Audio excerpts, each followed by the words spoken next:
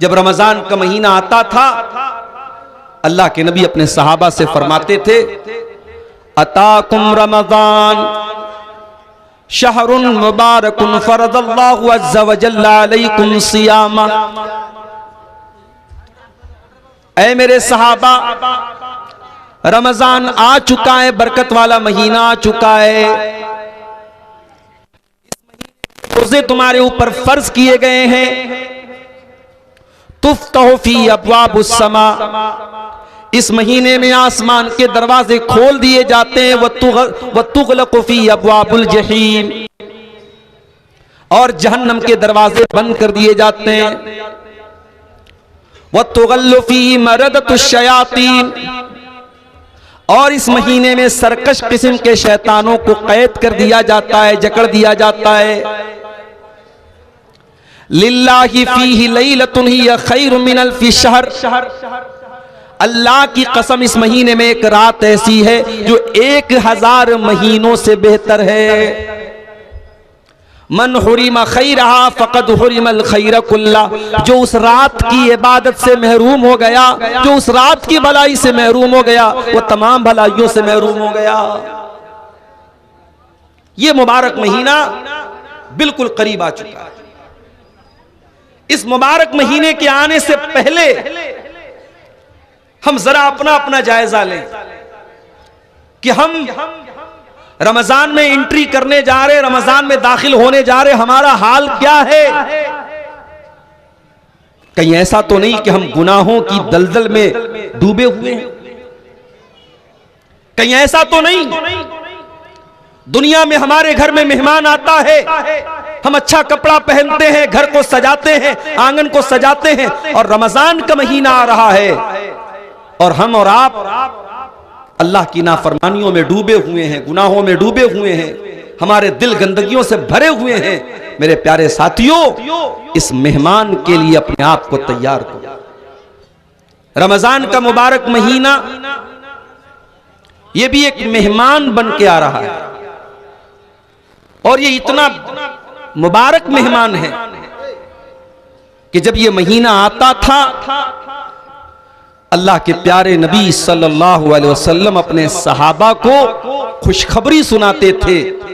आप बताते थे सहाबा को कि बहुत बेहतरीन महीना आ चुका है, बहुत बरकत वाला महीना आ चुका है। नसई की सही रिवायत है।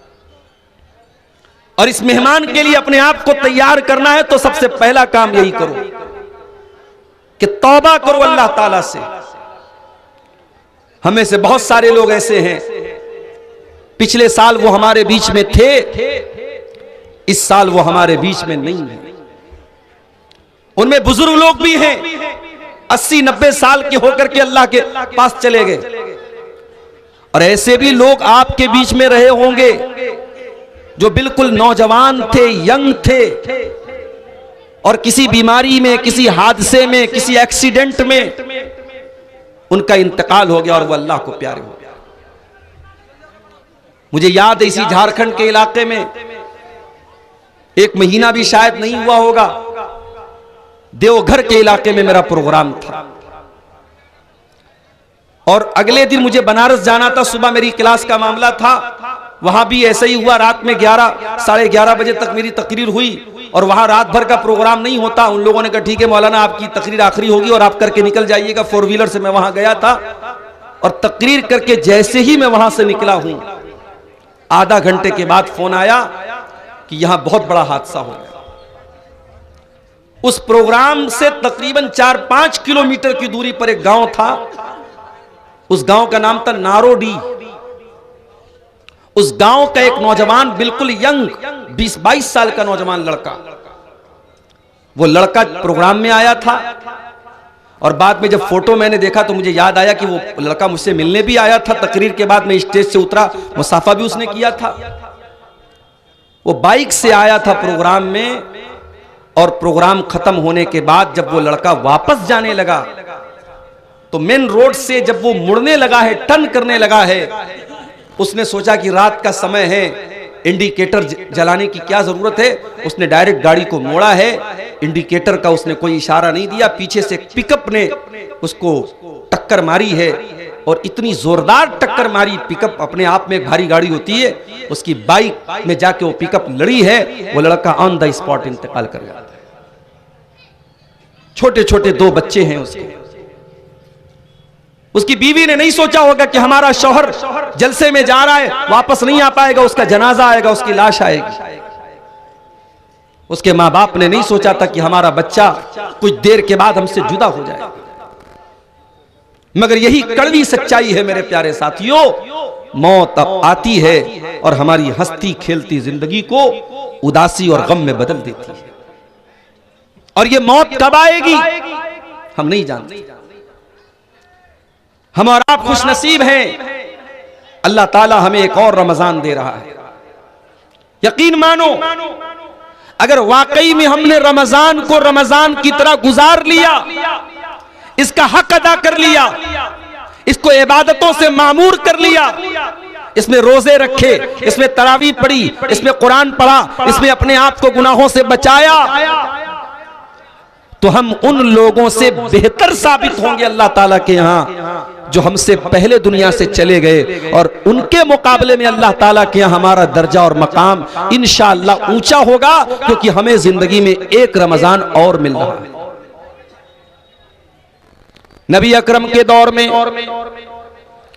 एक ही इलाके के 2 लोग ईमान लाते हैं, दोनों साथ में इस्लाम लाते हैं, दोनों साथ में कलमा पढ़ते हैं। दोनों में से एक इंसान दीन के मामले में ज्यादा मेहनती होता है, ज्यादा एक्टिव होता है, ज्यादा फुर्तीला होता है। दूसरा भी दीनदार है लेकिन कम है, अपने भाई की तरह ज्यादा एक्टिव नहीं है, ज्यादा मेहनती नहीं है।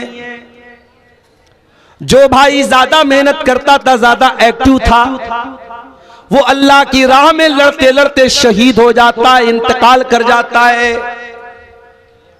दूसरा भाई जो उतना ज्यादा मेहनती नहीं था, 1 साल के बाद वो अपनी नेचुरल मौत से इंतकाल करता है, वो शहीद नहीं होता है, वो तबई तरीके से, नेचुरल तरीके से मर जाता है। दोनों भाइयों का इंतकाल हो गया, एक अल्लाह की राह में शहीद हो गया और 1 साल के बाद दूसरा भाई नॉर्मल तरीके से अल्लाह को प्यारा हो गया, इंतकाल हो गया। अब जरा गौर से सुनिएगा, हदीस के जो रावी हैं हजरत तलहा बिन उबैदुल्लाह, ये वो सहाबी हैं जो 10 सहाबे किराम जिनको नबी ने जन्नती होने की बशारत सुनाई है, जिनको अशरे मुबश्शरा कहा जाता है, उनमें से एक है हजरत तलहा रजी अल्लाह ताला, वो हदीस के रावी हैं। हजरत तलहा कहते हैं कि मैंने ख्वाब देखा कि मैं जन्नत के दरवाजे पर खड़ा हूं। इतने में जन्नत में से एक आने वाला आया, यानी फरिश्ता आया, और उसने उन 2 भाइयों में जिसका इंतकाल बाद में हुआ था उसको जन्नत में जाने की इजाजत दे दी, और उसके बाद जो अल्लाह की राह में शहीद हुआ था, जो मेहनती लड़का था, जो मेहनती इंसान था, उसको उसके बाद जन्नत में जाने की इजाजत दी। पहले वो जन्नत में गया जिसका इंतकाल 1 साल के बाद हुआ था, और जो अल्लाह की राह में शहीद हुआ था और मेहनती था, ज्यादा एक्टिव था, वो बाद में जन्नत में गया।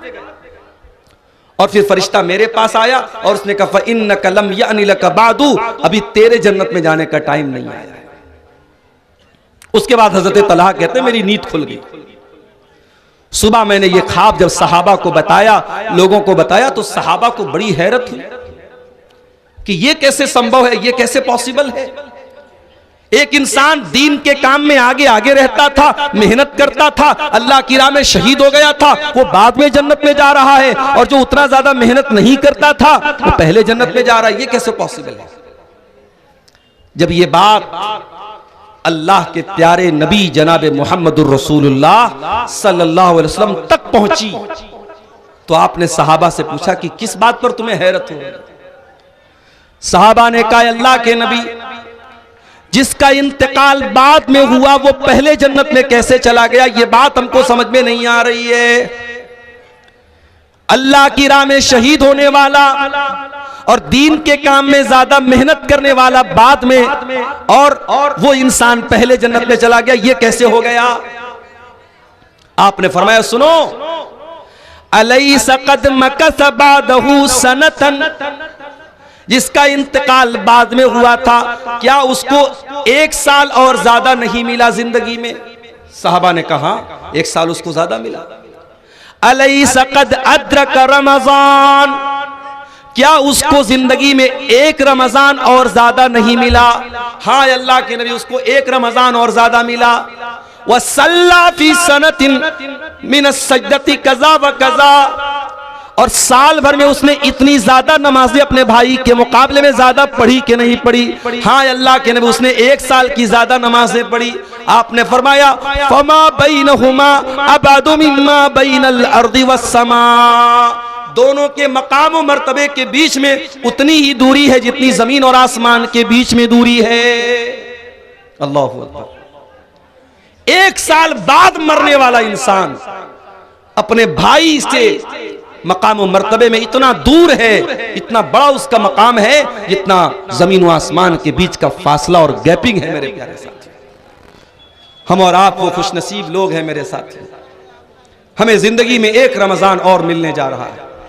दुआ कीजिए, और सहाबा भी ये दुआ करते थे, अल्लाहुम्मा सल्लिम लना, अल्लाहुम्मा सल्लिमना ले रमजान, ऐ अल्लाह तू रमजान तक हमको सलामत रख, व सल्लिम लना रमजान, और रमजान को सलामती वाला हमारे लिए बना दे, व तसल्लम हो मिन्ना मुतकब्बला, और रमजान में हम जो इबादत करें ऐ अल्लाह तू उसको कबूल फरमा ले। ये सहाबा की दुआ थी, ये ताबईन की दुआ थी। मेरे साथियों, आओ दुआ करें हम, अल्लाह ताला हमको सेहत के साथ, सलामती के साथ रमजान के महीने को गुजारने की तौफीक अता फरमाए।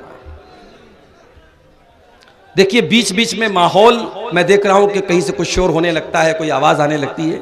आप सुकून से तकरीर सुने। मैं बहुत लंबी तकरीर आज कर नहीं पाऊंगा, मेरे पास टाइम भी कम है, आखिर में चंदा भी करना है। आप सुकून से सुने, इंशाअल्लाह जो बातें आपके सामने बयान होंगी बहुत अहम बातें और काम की बातें आपके सामने आएंगी। आप मजलिस का जो वकार है, सुकून है, आप बहुत सीरियस होकर सुन रहे हैं, इसको बाकी रखिए। मेरे भाइयों, मैंने जो आयत आपके सामने खुतबे में पढ़ी थी वो सूरे निसा की आयत थी।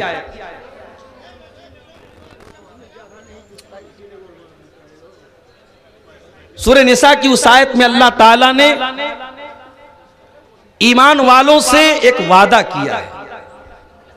जरा उस वादे को देखिए, अल्लाह ने क्या वादा किया। इन तजतनिबू कबाइर मा तुनहूना अन्हु,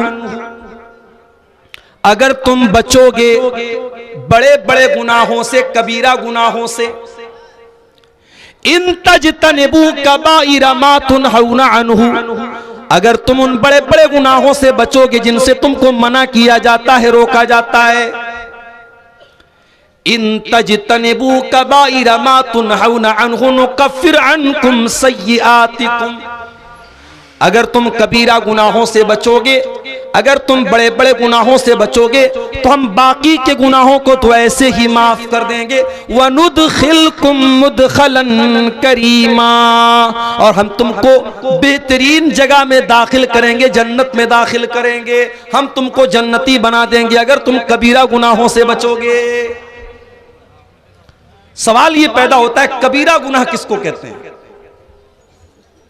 अभी रुक जाइए, कबीरा गुनाह किसको कहते हैं इसका मतलब हम अभी आपको समझाएंगे। आइए एक और आयत देखते हैं, कुरान के 27वें पारे की सूरह नज्म की आयत।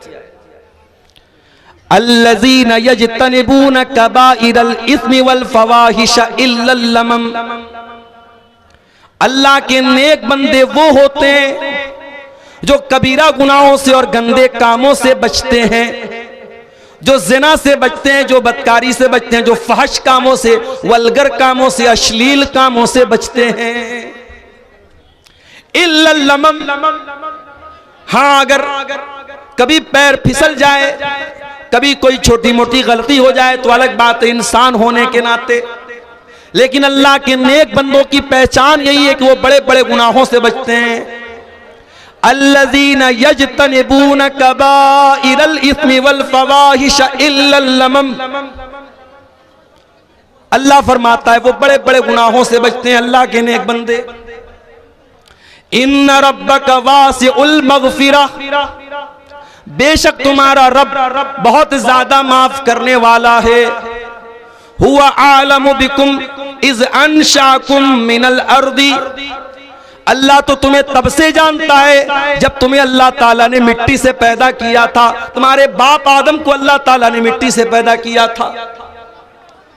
व इज अंतुम अजिन्नतुन फी बुतून उम्महातिकुम, और अल्लाह ताला तो तुमको तब भी जानता था जब तुम माँ के पेट में थे, अभी पैदा भी नहीं हुए थे, माँ के पेट में थे तुमको डॉक्टर भी देखने के लिए अल्ट्रासाउंड कराता था। अल्ट्रासाउंड के जरिए तुम्हें तुम्हारे मूवमेंट को देखता था, तुम्हारे जिंदगी को देखता था डॉक्टर। वहां माँ के पेट में भी तुमको अगर कोई जानता था तो अल्लाह जानता है। इंसानों, अपनी औकात से ज्यादा उछल कूद मत मचाओ। तुम्हारा अल्लाह तुमको तब से जानता है जब तुम माँ के पेट में थे। फला तुज़क्कू अनफुसकुम, अपने आप को ज्यादा पाक साफ बनने की कोशिश न करो। अल्लाह तुम्हारी एक एक कमजोरी को जानता है, एक एक गुनाह को जानता है। हुवा आलमु बिमन इत्तका, अल्लाह को खूब पता है कि कौन अल्लाह से डरने वाला है, कौन मुत्तकी है, कौन परहेजगार है। दो आयतें मैंने आपके सामने पढ़ी, एक सूरह नज्म की आयत पढ़ी और एक सूरह निसा की आयत पढ़ी। इन दोनों आयतों में कॉमन बात क्या मिली कि अल्लाह के जो नेक बंदे होते हैं वो कबीरा गुनाहों से बचते हैं। सवाल ये पैदा होता है कबीरा गुनाह किसको कहते हैं? तो नोट कर लीजिए कि कबीरा गुनाह उन गुनाहों को कहा जाता है जिनको शरीयत में, जिनके करने वाले के ऊपर जहन्नम की वईद सुनाई गई, जिसके करने वाले पर कुरान में या अल्लाह के रसूल की हदीसों में कहा गया हो कि अगर ये काम करोगे तो जहन्नम में जाओगे, वो कबीरा गुनाह।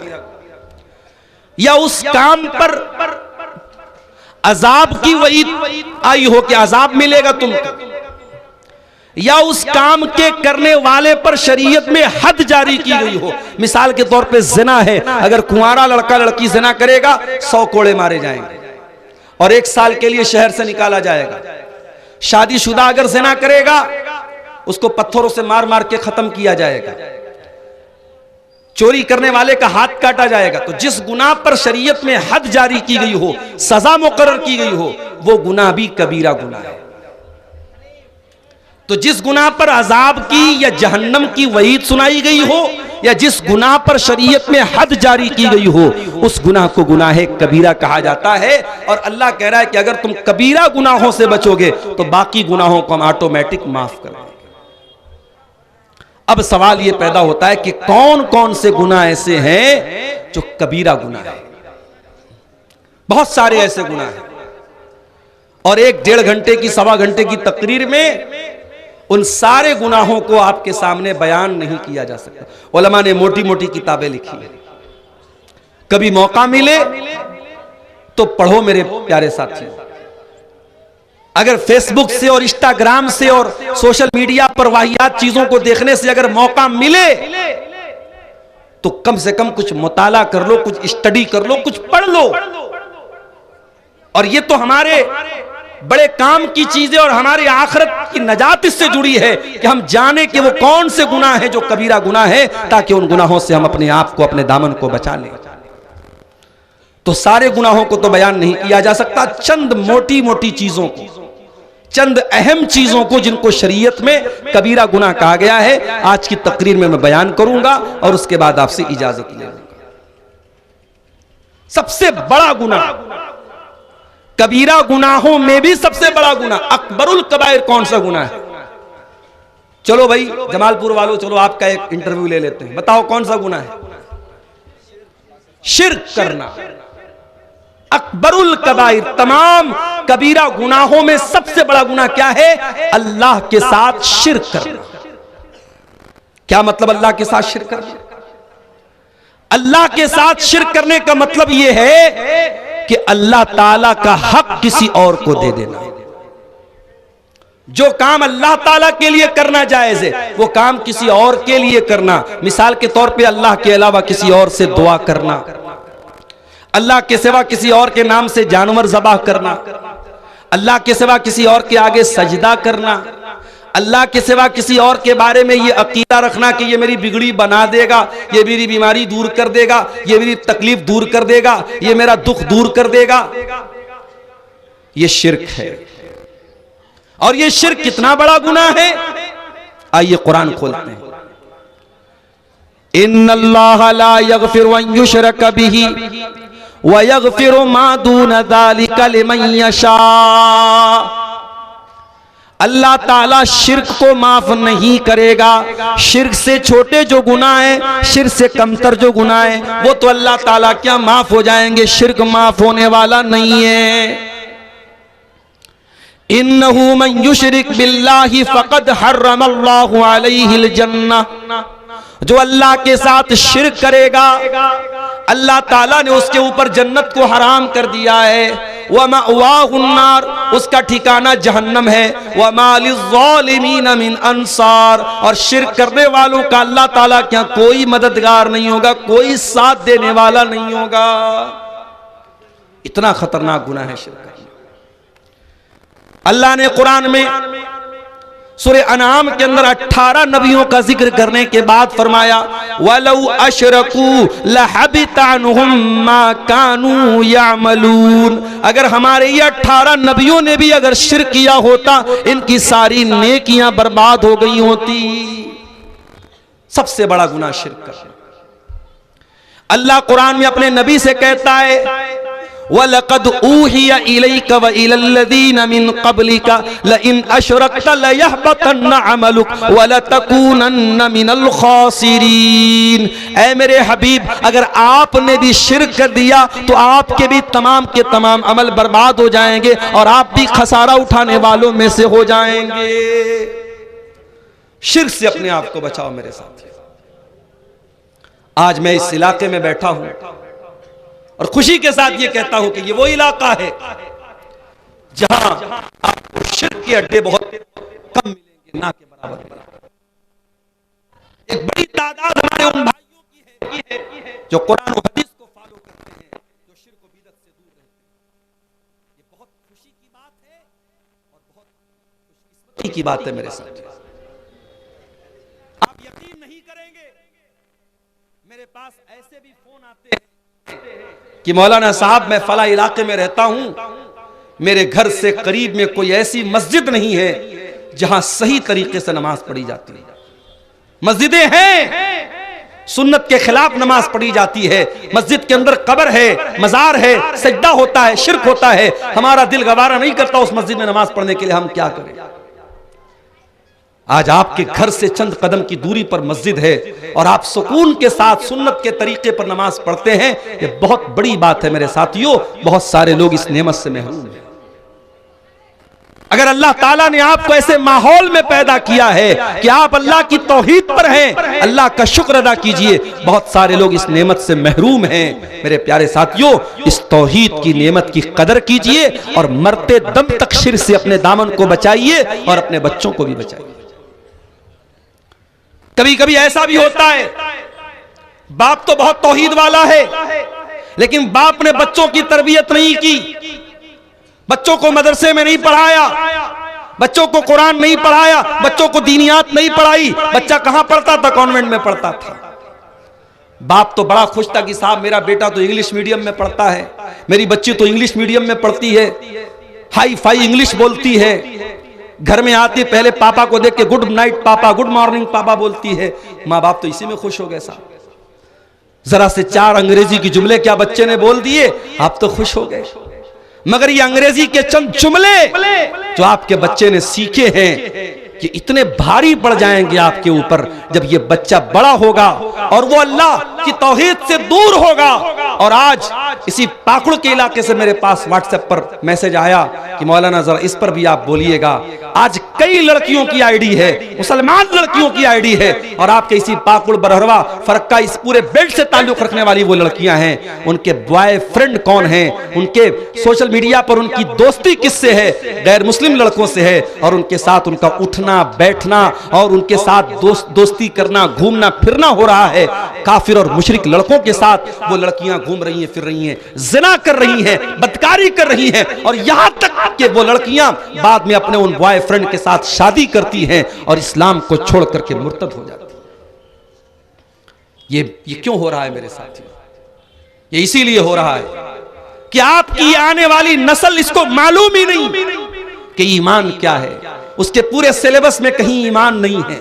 उसने इंग्लिश तो पढ़ी, उसने मैथमेटिक्स तो पढ़ी, उसने साइंस तो पढ़ी, उसने जियोग्राफी तो पढ़ी, उसने मेडिकल की तालीम तो हासिल की, वो इंजीनियर तो बन गया, वो लॉयर तो बन गया, वो उसने एमबीए तो कर लिया, उसने दुनिया के सारे उलूम हासिल कर लिए, मगर उसे ये नहीं पता तेरा रब कौन है, तेरे नबी कौन है, तेरा दीन क्या है। कब्र में यही 3 सवाल तो होगा, तेरा रब कौन, तेरे नबी कौन, तेरा दीन क्या।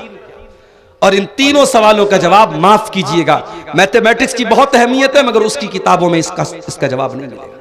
साइंस बहुत इंपॉर्टेंट है मगर साइंस की किताबों में इन तीनों सवालों का जवाब नहीं मिलेगा। इन तीनों सवालों का जवाब कहां मिलेगा? अल्लाह के नबी फरमाते हैं, जब मोमिन बंदा जवाब देगा, रब्बी अल्लाह, मेरा रब अल्लाह है, दीन अल इस्लाम, मेरा दीन इस्लाम है, मेरे नबी मोहम्मद सल्लल्लाहु अलैहि वसल्लम है, फरिश्ता पूछेगा कि तुझे इन तीनों सवालों का जवाब कैसे पता चला? बंदा कहेगा, करातु किताब अल्लाह, करातु किताब अल्लाह फआमनतु बिही वसद्दक़तु बिही। मैंने कुरान को पढ़ा था, मैंने अल्लाह की किताब को पढ़ा था, मैं कुरान पर ईमान लाया था, मैंने कुरान को सच्चा माना था, कुरान के जरिए मुझे इन तीनों सवालों का जवाब मिला। आपकी नौजवान नस्ल कुरान से दूर है मेरे साथ। वही नौजवान नस्ल जो हर मिनट पर व्हाट्सएप खोलती है, हर 10 मिनट पर चेक करती है कि फेसबुक पर मुझे कितने लाइक मिले, हर 5 मिनट पर चेक करती है इंस्टाग्राम पर मेरी पोस्ट को कितने लोगों ने पसंद किया। आपकी वही नौजवान नस्ल कुरान को कभी खोल के नहीं पढ़ती। साल साल भर कुरान रखा रह जाता है, घर में धूल खाता है, कोई पढ़ने वाला नहीं। मेरे प्यारे साथियों, जब तक आप कुरान नहीं पढ़ेंगे, हदीसों को नहीं पढ़ेंगे, आप दीन का इल्म हासिल नहीं करेंगे, आपको पता ही नहीं चलेगा तौहीद क्या है, शिर्क क्या है।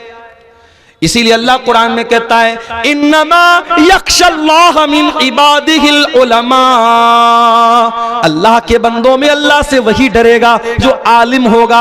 आलिम का मतलब जो अल्लाह को जानेगा। जितना आप अल्लाह को जानोगे, अल्लाह के बारे में इल्म हासिल करोगे, उतना अल्लाह का डर आपके दिल में पैदा होगा। इसीलिए हजरत लुकमान जब अपने बच्चे को नसीहत करते हैं तो पहले अल्लाह का इंट्रोडक्शन कराते, अल्लाह के बारे में बताते हैं। या बुनैया इन्नहा इन तकुम मिस्काल हब्बतिन मिन खरदलिन फतकुन फी सखरतिन औ फिस समावाति औ फिल अर्दि याति बिहल्लाह इन्नल्लाह लतीफुन खबीर। ऐ मेरे बच्चे, अगर एक राई के दाने के बराबर भी कोई चीज आसमानों में कहीं होगी, किसी चट्टान के नीचे छुपी हुई होगी, जमीन में कहीं होगी, अल्लाह ताला एक राई के दाने के बराबर चीज को सामने ले आएगा। अल्लाह ताला तो बारीक से बारीक चीज की खबर रखने वाला है। जो अल्लाह राई के दाने के बराबर चीज को सामने ले आएगा, उसे पता नहीं कि गूगल क्रोम की हिस्ट्री आपने डिलीट कर दी, उसे मालूम नहीं कि आपने व्हाट्सएप की चैटिंग को क्लियर कर दिया, उसे मालूम नहीं कि आपकी आंखों ने क्या देखा, आपकी उंगलियों ने क्या टच किया, आपके कानों ने क्या सुना। अल्लाह को सब पता है मेरे प्यारे साथियों। इसलिए अल्लाह को जानो। अल्लाह को जितना जानोगे, अल्लाह की उतनी मोहब्बत आपके दिल में पैदा होगी और अल्लाह का डर आपके दिल में पैदा होगा। तो पहला गुनाह क्या है? अल्लाह के साथ शिर्क करना। आज एक बड़ा तबका उम्मत का शिर्क कर रहा है। कब्रों पे सजदा हो रहा है, पीरों के आगे सजदा हो रहा है, बुजुर्गों के आगे सजदा हो रहा है, गले में लाल काले पीले धागे डाले जा रहे हैं, पैर में धागा पहना जा रहा है, पेट पे धागा पहना जा रहा है, और ये अकीदा रखा जाता है कि जब तक ये धागा मैं पहने हूं मैं बीमार नहीं पड़ूंगा, मुझे नजर नहीं लगेगी। ये शिर्क है, और शिर्क अल्लाह ताला क्या माफ होने वाला गुनाह नहीं है मेरे प्यारे साथी। इसीलिए शायर कहता है, वो दी जिससे तौहीद फैली जहां में, वो दी जिससे तौहीद फैली जहां में, वो बदला गया आके हिंदोसिता में। जिस दीन के जरिए तौहीद फैली थी, वो दीन आकर के हिंदुस्तान में बदल गया, और हिंदुस्तान में उस दीन के मानने वाले कब्र परस्त बन गए, बुजुर्गों के आगे सजदा करने वाले बन गए, तावीज पहनने वाले बन गए। अल्लाह को छोड़ करके गैरुल्लाह की इबादत करने वाले बन गए। इसीलिए मौलाना हाली कहते हैं, करे गैर गर बुत की पूजा तो काफिर, कवाकिब में माने करिश्मा तो काफिर, झुके आग पर बहरे सजदा तो काफिर, जो ठहराए बेटा खुदा का तो काफिर, मगर मोमिनों पर कुशादा है राहें, परस्तिश करें शौक से जिसकी चाहे, नबी को जो चाहे खुदा कर दिखाएं, इमामों का रुतबा नबी से बढ़ाएं, मजारों पे जा जा के नजरें चढ़ाएं, शहीदों से जा जा के मांगे दुआएं, न तौहीद में कुछ फर्क इससे आवे, न इस्लाम बिगड़े न ईमान जावे। मुसलमान शिर्क कर रहा है और मुसलमान ये सोचता है कि साहब मैं तो कलमा पढ़ता हूं, मेरा शिर्क तो शिर्क नहीं है। नहीं, अल्लाह का कानून एक है मेरे प्यारे साहब। इसीलिए इब्राहिम अलैहिस्सलाम अल्लाह की बारगाह में दुआ करते हैं, व जुनुबनी व बनिया अन नाबुदल असनाम, आय अल्लाह तो मुझे भी शिर्क से बचाना और मेरी आने वाली नस्लों को भी तू शिर्क से बचाना, मेरी औलाद को भी तू शिर्क से बचाना। तो ये पहला गुनाह है, कबीरा गुनाह। कौन सा?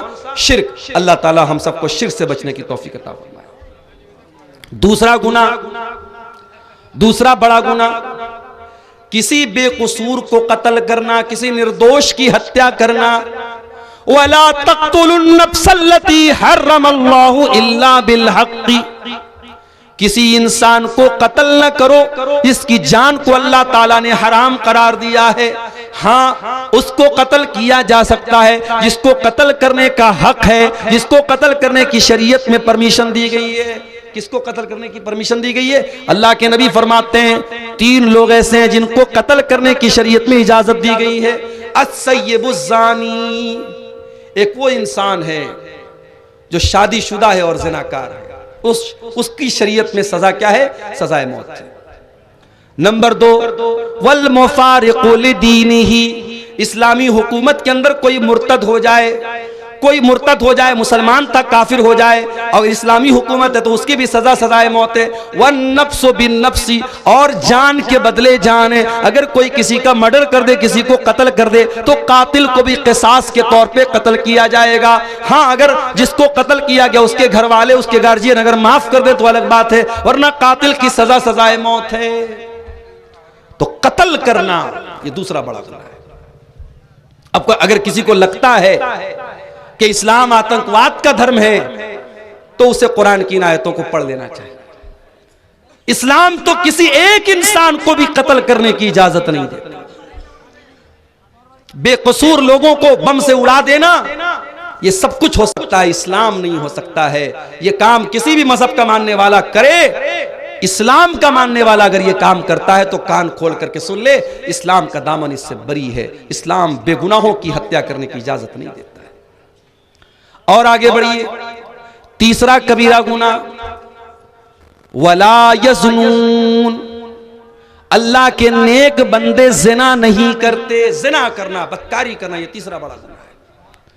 इतना बड़ा ये गुनाह है कि कुरान में अल्लाह ने जब जिना का जिक्र किया, ये नहीं फरमाया कि जिना मत करो, फरमाया वला तक़रबुज़्ज़िना इन्नहु कान फ़ाहिशतन व साअ सबीला, जिना के करीब भी मत जाओ, जिना के करीब भी मत जाओ, ऐसा कोई काम ही मत करो कि जिना की नौबत आए। इसीलिए जब औरत घर से निकले, इस्लाम ने हुक्म दिया वो पर्दे में निकले। या अय्युहन नबिय्यु कुल्li अज़वाजिका व बनातिका व निसाइल मुमिनीना युदनीना अलैहिन्ना मिन जलाबीबिहिन्ना ज़ालिका अदना अन युरफ़ना फला युज़ैन। ऐ नबी, अपनी बीवियों से कह दीजिए, अपनी बेटियों से कह दीजिए और तमाम मुसलमान औरतों से कह दीजिए, जब वो घर से निकले तो अपने ऊपर जिल्बाब डाल लें, अपने ऊपर चादर डाल लें, अपने हुस्न की नुमाइश न करें, अपनी खूबसूरती को जाहिर न करें, पर्दे में रहें। ये पर्दा उनकी पहचान बनेगा, ये पर्दा दुनिया को बताएगा ये इज्जतदार लड़कियां हैं और कोई उनको छेड़ने की जरूरत नहीं करेगा। ये पर्दे का हुक्म क्यों दिया गया? ताकि ज़िना के कोई करीब भी न जाए।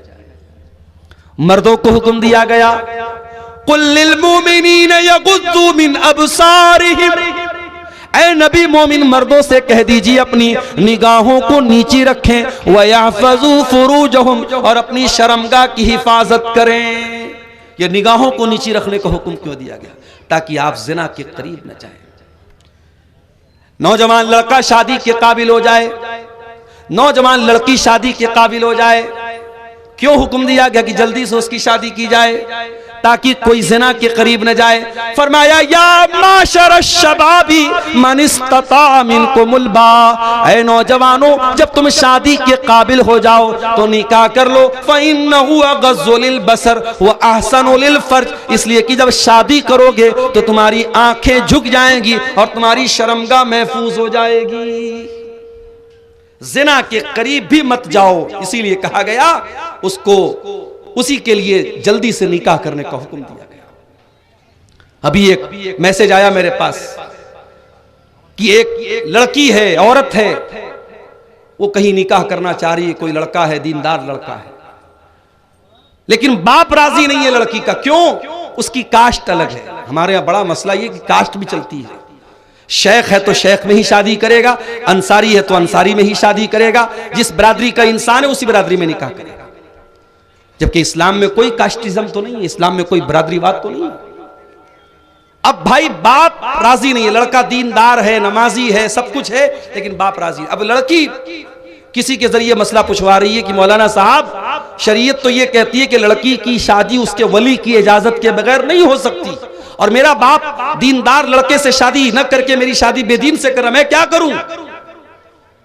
अब हम लोग भी कभी कभी परेशान हो जाते कि क्या जवाब दें।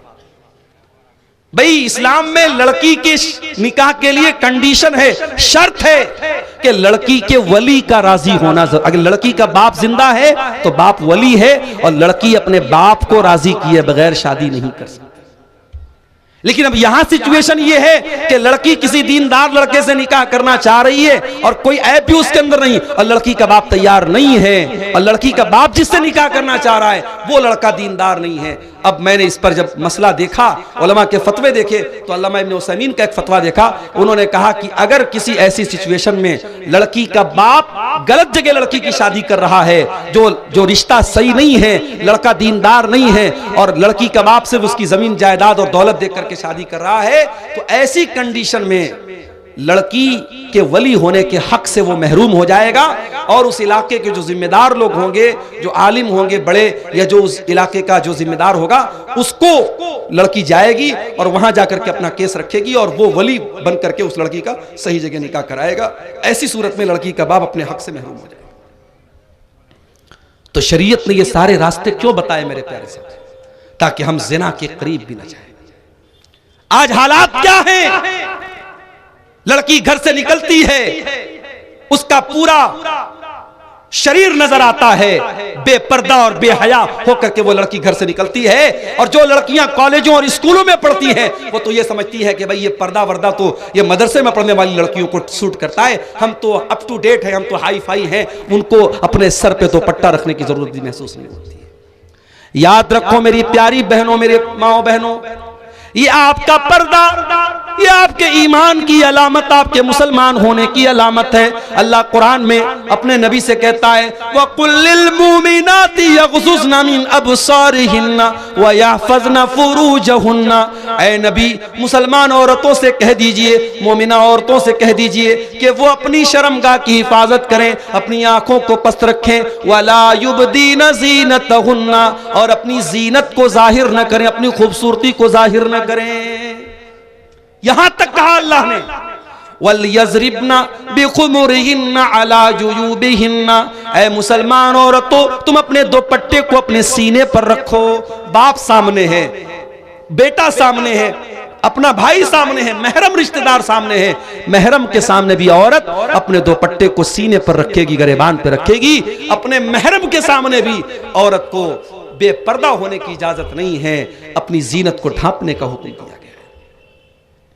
क्यों कहा अल्लाह के नबी ने कि जब कोई लड़का लड़की, जब कोई मर्द औरत अकेले में मिलते हैं, ला यख़्लुवन्न रजुलुन बिइम्रातिन इल्ला वसालिसुहुम अश-शैतान। जब कोई मर्द किसी औरत से अकेले में मिलता है तो तीसरा शैतान होता है। क्यों कहा?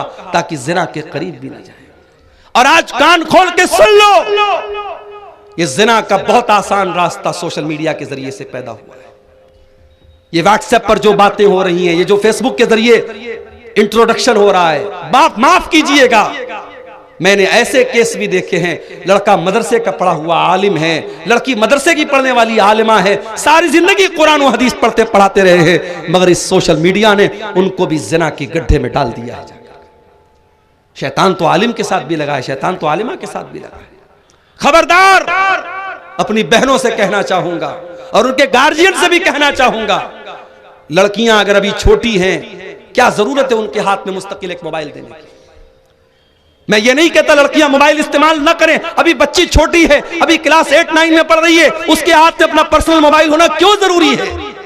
जब लड़कियां समझदार हो जाएं, मैच्योर हो जाएं, तब उनको मोबाइल दीजिए और इस नसीहत के साथ मोबाइल दीजिए कि ये मोबाइल नहीं है, ये दो धारी तलवार है, इस तलवार से तुम अपने आप को भी कत्ल कर सकती हो, अपनी इज्जत का जनाजा भी इसी मोबाइल से निकाल सकती हो। अपनी बहनों से कहना चाहूंगा, अगर आपको फेसबुक पर आईडी बनाने का शौक है तो बनाओ। अगर आप ये कहती हैं कि हम फेसबुक का इस्तेमाल अल्लाह के दीन की तबलीग के लिए करते हैं और अच्छी चीजों को शेयर करते हैं, इस बात की गारंटी मुझे दे दीजिए कि आप किसी के साथ चैटिंग नहीं करेंगे। शैतान कहां से हमें जिना के रास्ते पे लेके जाएगा, हम सोच भी नहीं सकते। मेरे साथ मुसलमान लड़की फेसबुक चला रही है, दूसरा मुसलमान लड़का उसके प्राइवेट चैट बॉक्स में आता है, अस्सलाम वालेकुम मेरी इस्लामी बहन कैसी हो तुम।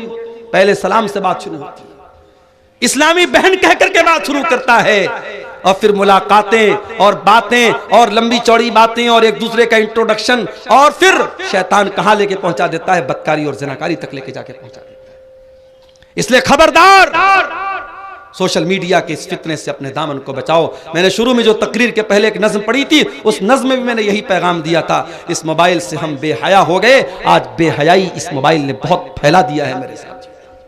आप यकीन नहीं करेंगे, छोटी छोटी बच्चियां, क्लास 8 क्लास 9 में पढ़ने वाली बच्चियां, आज जब वो स्कूलों में जाती हैं तो अब वो बहुत अच्छे घर से ताल्लुक रखती हैं, दीनदार घर है, बाप नमाजी है, भाई नमाजी है, माँ नमाजी है, घर में दीन का माहौल है। लेकिन जब स्कूल में जाती हैं तो वहां दूसरी लड़की कहती है, अरे तेरे कितने बॉयफ्रेंड हैं। ये बॉयफ्रेंड बनाने का कल्चर, ये गर्लफ्रेंड बनाने का कल्चर, ये लड़का लड़कियों का दोस्ती करने का कल्चर, फिर मिलने जुलने का कल्चर, ये आज हमारे समाज को बर्बाद कर रहा है, हमारी छोटी छोटी बच्चियों को ज़िना के रास्ते पे लेके जा रहा है। आज आप बड़े बड़े शहरों की बात नहीं कर रहा हूं, ये पाकुड़ तो एक छोटा शहर है। आप पाकुड़ चले जाएं, फरक्का चले जाएं, मालदा चले जाएं, आप मुसलमानों की किसी बस्ती में चले जाएं, आज जो जिना के अड्डे हैं, जो होटल्स हैं, जो पार्क हैं, जो रेस्टोरेंट्स हैं, कोई ऐसा जिना का अड्डा नहीं मिलेगा जहां आपको कोई बुर्का नशीन लड़की, बुर्का पोस्ट लड़की आपको न मिल जाए। आज जिना के इन अड्डों पर आपकी बुर्का वाली इस्लामी बहनें भी पाई जा रही हैं। ये पूरी कौम के लिए चुल्लू भर पानी में डूब मरने का मकाम है मेरे साथ। वला तक़रबुज़्ज़िना, ऐ मेरे बंदो तुम जिना के करीब भी न जाना। नबी अकरम को ख्वाब में वो मंजर दिखाया गया, आपने देखा कि एक तंदूर है, जिस तंदूर के अंदर कुछ मर्द औरत उल्टे लटके पड़े हैं और नीचे से आग के शोले आते हैं और उनकी शर्मगाहों में दाखिल हो रहे हैं, और जब उनकी शर्मगाह में वो शोले जाते हैं वो चिल्लाने लगते हैं। आपने पूछा ये कौन लोग हैं, ये कौन लोग हैं जिनको ये दर्दनाक अजाब दिया जा रहा है। फरमाया गया हाउला इज़्ज़ुनातु वज़्ज़वानी, ऐ अल्लाह के नबी ये आपकी उम्मत के ज़िनाकार मर्द और ज़िनाकार औरतें हैं। बड़ी दर्दनाक सजा है जिना और बदकारी की। ये चंद लम्हों की लज्जत आपकी आखिरत को बर्बाद कर देगी। इसलिए मेरे भाइयों, ये तीसरा बड़ा गुनाह है जिनाकारी करना, इससे अपने दामन को बचाओ। और आगे बढ़िए, वह अकुलुर रिबा, सूद खाना, ब्याज खाना। ब्याज खाना आज कहीं बंधन लोन के नाम से, कहीं जो है औरतों को लोन देने की स्कीम के नाम से, अलग अलग तरीके से सूद और ब्याज के तरीके हमारे समाज में चल रहे हैं। कहीं हैवी डिपॉजिट के नाम पे, कहीं अपने खेत को दूसरे को पैसा दे करके, बड़ी रकम दे के खेत को दे दिया गया और वो खेत से फायदा उठा रहा है और हम उसके पैसे से फायदा उठा रहे हैं। ये तमाम शक्लें आप अपने उलमा से पूछिए कौन सी शक्ल सूद है, कौन सी शक्ल सूद नहीं है। अगर सूद है और आप सूद की रकम खा रहे हैं तो आप अपनी आखिरत को बर्बाद कर रहे हैं मेरे साथियों। अल्लाह कुरान में कहता है यमहकुल्लाहु रिबा व युर्बिस सदकात, अल्लाह ताला सूद को मिटाता है और सदका खैरात को बढ़ाता है। सूद खा करके आप अपने माल की बरकत को खत्म कर रहे हैं मेरे साथियों। ये सूद बहुत बड़ा गुनाह है, इतना बड़ा गुनाह है कि कुरान कहता है फ़इल्लम तफ़अलू फ़ाज़नू बिहर्बिम मिनल्लाहि व रसूलिही, अगर तुम सूद खाना नहीं छोड़ोगे तो अल्लाह से और उसके रसूल से जंग करने के लिए तैयार हो जाओ। तो सूद खाना बहुत बड़ा गुनाह है। वह अक्लो मालिल यतीम, यतीम का माल खाना भी कबीरा गुनाह है, यतीम का माल खाना भी बड़ा गुनाह है। इन्नल्लज़ीना याकुलूना अमवालल यतामा ज़ुल्मा, जो यतीम का माल खाते हैं इन्नमा याकुलूना फी बुतूनिहिम नारा, वो अपने पेट में जहन्नम की आग भरते हैं। कभी किसी यतीम का माल मत खाओ। अगर आपके भाई का इंतकाल हो गया और आपके भाई के छोटे छोटे बच्चे यतीम बच्चे हैं तो बेदर्द बेरहम न बन जाओ और ये मत कहो शरीयत की दुहाई देते हुए कि अरे इन यतीमों का कुछ नहीं बनता, मेरे बाप की मीरास में तो मेरा हक बनता है, मेरा भाई तो मर गया, बाप की जिंदगी में उसका नहीं बनता। उन यतीमों पर तरस खाओ और अपने बाप से कह करके उन यतीमों को भी उन वसीयत का हक दिलवाओ ताकि वो बच्चे जो है वो यतीम बच्चे महरूम न रह जाए। और एक दो बातें और बयान करके फिर हम जलसे के असल मकसद की तरफ आएंगे और आप सबसे अपील करेंगे कि आप आइए और मेरे हाथ पर आप मस्जिद के लिए जो चंदा है वो देते हुए जाए। मेरे पास अब वक्त बिल्कुल 20 मिनट का वक्त बचा है। एक दो बातें और बयान करके हम चंदे की तरफ आते हैं। कबीरा गुनाहों की बात हम कर रहे हैं मेरे साथ। कबीरा गुनाहों में एक बहुत बड़ा गुनाह नमाज का छोड़ना है। जो लोग नमाज छोड़ते हैं जानबूझ करके, वो कान खोल करके सुन लें, नमाज का छोड़ना बहुत बड़ा गुनाह है, कबीरा गुनाह है। अल्लाह ने कुरान में 16वें पारे में जहां अपने नबियों का जिक्र किया, नबियों का जिक्र करने के बाद फरमाया फ़ख़लफ़ मिन बादिहिम ख़ल्फ़ुन अज़ाउस सलाता वत्तबउश शहवाति फ़सौफ़ यल्क़ौना ग़य्या। मेरे नबियों के बाद ऐसे नालायक लोग आए जिन्होंने अपनी ख्वाहिशात की पैरवी की और जिन्होंने नमाजों को बर्बाद किया, नमाजों को छोड़ दिया। ऐसे लोग जहन्नम की आग में डाले जाएंगे। नमाज की पाबंदी करो मेरे साथियों, नमाज किसी हाल में माफ नहीं है। आज मस्जिद की तामीर के लिए जलसा हो रहा है। मस्जिद क्यों बनती है? नमाज पढ़ने के लिए। मगर हमारा हाल क्या है? मस्जिद तो बना ली शब भर में ईमा की हरारत वालों ने। किसकी तरफ से? अच्छा अच्छा, देखिए मैं सबका नाम नहीं ले पाऊंगा, ये हमारे बुजुर्ग हैं, इन्होंने मस्जिद की तामीर के लिए ये बिस्मिल्लाह किया है। अल्लाह ताला अब्दुल रकीब साहब, अच्छा अब्दुल लतीफ साहब, ये मौलाना अब्दुल लतीफ साहब ने कितना है पैसा? ये 5000 रुपया। अल्लाह ताला मौलाना की उम्र में बरकत अता फरमाए, मौलाना के इल्म व अमल में और उनकी सेहत में अल्लाह ताला बरकत दे और अल्लाह ताला उनके इस चंदे को कबूल फरमाए। मेरे प्यारे साथियों आ जाइए, मेरे पास वक्त बहुत कम है, 15 से 20 मिनट का टाइम बचा है। अल्लाहु अकबर। ये देखिए मोतियुर रहमान भाई ने 500 रुपये का चंदा पेश किया है। ये किसी बेनाम साहब ने, साहिब खैर ने 500 और 1000 का चंदा पेश किया है। रब्बुल आलमीन आप सबके चंदे को कबूल फरमाए। आलम माशाअल्लाह, आलम भाई ने 10,000 रुपया मस्जिद के लिए ताउन पेश किया है। अल्लाह ताला आलम भाई के इस चंदे को कबूल फरमाए, उनके माल में बरकत दे। भाइयों आओ आगे बढ़ो, ये अल्लाह के घर का मामला है। अल्लाह का घर आपको दावत दे रहा है, बुला रहा है। आप मोहब्बत करते हैं अगर मस्जिद से, दीन से, उलमा से, आप आगे बढ़िए और बढ़ चढ़ करके इसमें हिस्सा लीजिए। माशाअल्लाह ये हमारे मुस्तफीज भाई हैं, इन्होंने अपने वालिद की तरफ से ये 500 रुपये का चंदा पेश किया है। वालेकुम सलाम। अल्लाह ताला आपके इस चंदे को 500 रुपये चंदा आपने पेश किया है, अल्लाह कबूल फरमाए। और ये हफीजुर रहमान साहब हैं, इन्होंने 100 रुपये का चंदा पेश किया है, अल्लाह ताला इनके चंदे को कबूल फरमाए। भाइयों आगे बढ़िए, वक्त कम है, कमेटी वाले भी जो है नजरें गाड़े हुए हैं।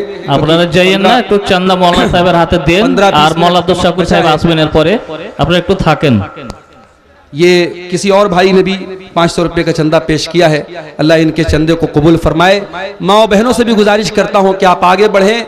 मस्जिद की तामीर का मामला है, आपके लिए सदका जारिया बनेगा। आप हजरात अगर अपनी ज़रूरतों के लिए उठ रहे हैं तो ठीक है, अच्छी बात है, लेकिन अभी प्रोग्राम बाकी है। मेरे बाद भी खतीब हैं, मेरे साथ मसला और मजबूरी है, मुझे निकलना है, लेकिन आप हजरात बैठें, प्रोग्राम में आप शामिल हों। अच्छा, माशाअल्लाह, ये भाई की इनकी दादी ने दिया है 500 रुपये का चंदा और 200 रुपया बेनामी चंदा है। अल्लाह ताला इनके चंदे को कबूल फरमाए। आइए आगे बढ़े। देखिए भाई, 100 की नोट नहीं चले चंदे में, 500 कम से कम दीजिए। आइए आगे बढ़िए। अल्लाह ताला आप सबके चंदे को कबूल फरमाए। मैं बगैर गिने दे रहा हूँ सामने। अल्लाह ताला आप सबके ताउन को कबूल फरमाए। अल्लाह ताला आपके सेहत में, दौलत में बरकत अता फरमाए। और जो लोग मरहूमीन की तरफ से चंदा दे रहे हैं, अल्लाह ताला उनके मरहूमीन की मग़फ़िरत फरमाए। रमज़ान का बिल्कुल करीब वक्त आ चुका है। ये आखिरी प्रोग्राम है रमज़ान के पहले, इसमें आप हजरात शामिल हो रहे हैं। ये 2000 रुपया है। अल्लाह ताला इनके चंदे को कबूल फरमाए। आप सब आइए आगे बढ़िए और 10 मिनट मेरे हाथ पे चंदा देते हुए अल्लाह ताला के यहाँ अपने जन्नत में अपने घर को बनाते हुए आगे बढ़िए। माशाअल्लाह। आइए आइए, चले आओ, चमन तुमको बुलाता है। मन बना लिल्लाहि मस्जिदन बनल्लाहु लहु बैतन फिल जन्नह। मस्जिद की तामीर करने वाला जन्नत में अपना घर बनाता है। अल्लाह ताला तमाम चंदा देने वालों के चंदे को कबूल फरमाए। आखिरत में इसका बेहतरीन बदला आप लोगों को अल्लाह ताला अता फरमाए। महबूब आलम भाई ने 500 रुपये का चंदा पेश किया है। अच्छा, इन्होंने मुस्तफ़ी साहब ने 200 रुपया है। अच्छा, माशाअल्लाह, 5000 है। माशाअल्लाह, 5000 का ये अलग चंदा है, 500 का अलग है और ये शायद 500 अलग है। अल्लाह ताला इन सारे चंदे को कबूल फरमाए। अल्लाह ताला, मैं नाम नहीं भी लूँगा तो समझिए सवाब मिलेगा इंशाअल्लाह। असल चीज़ नीयत है। तमाम चंदा देने वालों के चंदे को अल्लाह ताला कबूल फरमाए। आइए आगे बढ़िए और देते हुए, मस्जिद का मामला अल्लाह के घर का मामला है, नेकी के काम में इस बढ़ चढ़ करके हिस्सा लीजिए। अल्लाह ताला आप सबके चंदे को कबूल फरमाए। आइए बढ़िए। बस 5 मिनट का वक्त हमारे पास और है, देर न कीजिए, आगे बढ़िए और इस कार्य खैर में हिस्सा लीजिए। अल्लाह आप सबके ताउन को कबूल फरमाए। अल्लाह आप माशाअल्लाह, अल्लाह ताला कबूल फरमाए। आइए आगे बढ़िए। माशाअल्लाह माशाअल्लाह। अल्लाह ताला आप लोगों के इस चंदे को इस मस्जिद की तामीर में अल्लाह ताला कबूल फरमाए और जल्द से जल्द तौफीक दे इस गांव के लोगों को कि शानदार मस्जिद को ये तामीर करें। माशाअल्लाह माशाअल्लाह। आइए आइए। अल्लाह ताला आप सबके चंदों को कबूल फरमाए। आपके माल में, सेहत में और अल्लाह ताला अमल में बरकत अता फरमाए। माशाअल्लाह जी, माशाअल्लाह। 500 रुपये का ताउन इन्होंने हमारे बुजुर्ग ने पेश किया। अल्लाह ताला कबूल फरमाए। भाई हमारे बाद वाले मुकर्रिर को तरफ से बुलाइए, स्टेज पर लाइए अब्दुल शकूर साहब को। अस्सलाम। आइए, अल्लाह कबूल फरमाए। आइए। माशाअल्लाह माशाअल्लाह। अल्लाह ताला आप सबके चंदे को कबूल फरमाए। मेरी मजबूरी थी कि मुझे आप लोगों से जल्दी इजाज़त लेना पड़ रहा है। अल्लाह ताला आप सबके चंदे को कबूल फरमाए। आइए आगे बढ़िए। मस्जिद का मामला है भाइयों, बढ़ चढ़ करके हिस्सा लीजिए, पीछे न रहिए। अल्लाह ताला सबके चंदे को कबूल फरमाए। अपने घर की तामीर के लिए आपकी ये कुर्बानी अल्लाह ताला कबूल फरमाए। आपके माल में अल्लाह ताला बरकत अता फरमाए। बार कोड भी मौजूद है, जो लोग ऑनलाइन करना चाहें बार कोड के जरिए कर सकते हैं। आप हजरात बिल्कुल इसमें पीछे न रहें। माओ बहनों से भी गुजारिश करता हूँ कि वो भी आगे बढ़ें। ये किसी भाई ने 1000 रुपये का चंदा जी जी जी। जो भी ये चंदा आ रहा है बगैर गिने और बगैर नाम लिए मैं रख रहा हूँ। बस अल्लाह ताला नीयतों को जानता है, दिलों को जानता है। अल्लाह आप सबके चंदे को कबूल फरमाए। और मैं जानता हूँ आप लोग माशाअल्लाह बहुत दिल खोल करके ताउन कर रहे हैं और करेंगे इंशाअल्लाह। और मुझे पूरी उम्मीद है कि 16 लाख का जो टारगेट रखा है मस्जिद की तामीर के लिए गाँव वालों ने, वो पूरा हो जाएगा इंशाअल्लाह। अल्लाह ताला आप लोगों के चंदों को कबूल फरमाए। छोटे छोटे बच्चे भी यहाँ आ रहे हैं और चंदा अपने माँ बाप की तरफ से वो पेश कर रहे हैं। अल्लाह ताला उनके चंदों को कबूल फरमाए। माशाअल्लाह, अल्लाह कबूल फरमाए। अल्लाह आप सबको के माल में, कारोबार में, सेहत में अल्लाह बरकत दे। अल्लाह बीमारियों से आप लोगों की हिफाजत फरमाए। अल्लाह हर शर से महफूज रखे। अल्लाह रमज़ान का रोज़ा हम सबको सेहत और सलामती के साथ अदा करने की तौफीक अता फरमाए। मेरे भाइयों आ जाइए, आगे बढ़िए। वक्त हमारे पास बहुत कम है। माशाअल्लाह, ये हमारे बुज़ुर्ग ने चंदा पेश किया है और गालिबन जो है देखिए कितना 3100 या 4100 है। अल्लाह ताला इनके चंदे को भी कबूल फरमाए। आइए आगे बढ़िए।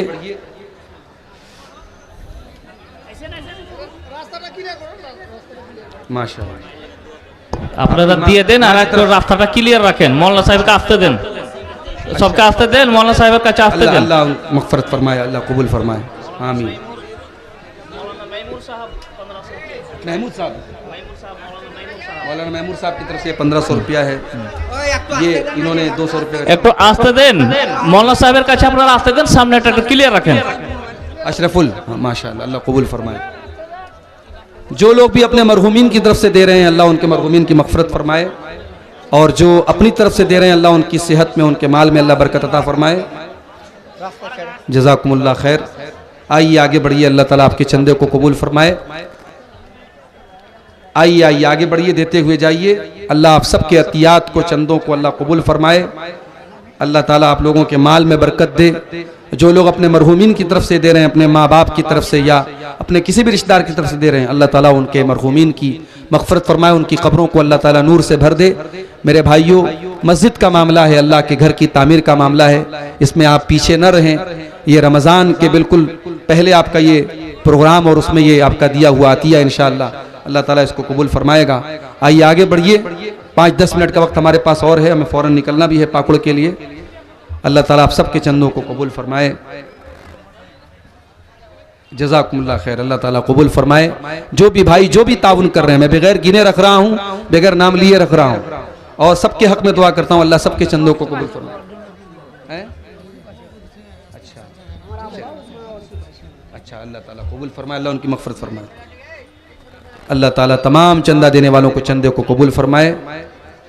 आइए आगे बढ़िए, रास्ताটা क्लियर रखें, सामनेটা রাস্তাটা क्लियर रखें। अल्लाह सारे चंदा देने वालों के चंदे को कबूल फरमाए। आप लोगों ने बहुत अच्छे तरीके से प्रोग्राम को सुना है और अभी सुनेंगे, अभी प्रोग्राम बाकी है इंशाअल्लाह। और मस्जिद की तामीर के लिए आप ज़रूर हिस्सा लीजिए। अभी तक जो भाई पीछे रह गए हैं और आगे नहीं आए हैं, उनसे गुजारिश है, अगर आप कैश नहीं लाए हैं, ऑनलाइन भी आप फ़ोन पे वगैरह के ज़रिए भी भेज सकते हैं। ज़रूर हिस्सा लीजिए और इंशाअल्लाह अगर आप थोड़ा सा दिल खोलेंगे तो ये कोई बहुत बड़ा टारगेट नहीं है, इंशाअल्लाह ज़रूर पूरा हो जाएगा। अल्लाह आप सबके चंदों को कबूल फरमाए। जिन्होंने जो भी दिया है अपनी अपनी हैसियत के मुताबिक, अल्लाह सारे चंदा देने वालों के चंदे को कबूल फरमाए। बैठ जाएं आप लोग, जिन लोगों को चंदा देना है वो आगे आ जाए, बाकी लोग बैठे रहे। प्रोग्राम अभी चलेगा, प्रोग्राम खत्म नहीं हो रहा है।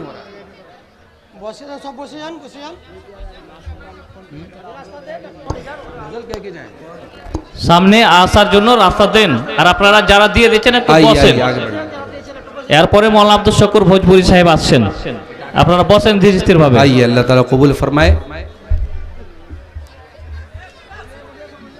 ए भाई यूट्यूब वालों, ये सब चंदे वंदे को मत रिकॉर्ड कर लेना भाई, वरना चंदे वाले मौलवी बन जाएंगे हम। इसको हटा देना यूट्यूब से, है ना, कोई भरोसा नहीं तुम लोगों का, डाल दोगे इसको, फिर हर जगह लोग बोलेंगे मौलवी साहब चंदा करा दीजिए, फिर मसला हो जाएगा। आइए आप लोग आगे बढ़िए और जो भाई पीछे रह गए हैं वो इसमें हिस्सा लीजिए। आइए, अल्लाह कबूल फरमाए। जो भी आप दे सकते हैं, कोई पाबंदी नहीं है। बैठ जाएं, बैठ भी प्रोग्राम चलेगा। अभी अब्दुल शकूर भोजपुरी साहब बहुत भोजपुरी में आपको अच्छी अच्छी बातें सुनाएंगे इंशाअल्लाह। आप लोग बसिए, बैठिए। हाँ, बसी जाबेन देते जाबेन। बैठिए बैठिए आप लोग, प्रोग्राम मत, अभी खत्म नहीं हो रहा है प्रोग्राम, अभी 11 बज रहे हैं, अभी काफी टाइम है प्रोग्राम खत्म होने में इंशाअल्लाह।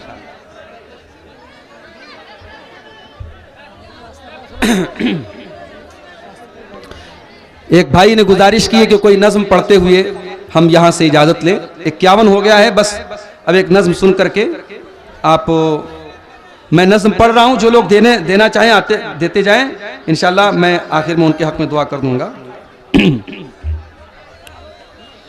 मत करो नाराज रब को, जलजला आ जाएगा। बैठ जाइए सुकून से बैठे, भी प्रोग्राम खत्म नहीं हुआ है, सवालात भी आ गए। मत करो नाराज रब को, जलजला आ जाएगा। शहर हो जाएगा वीरान,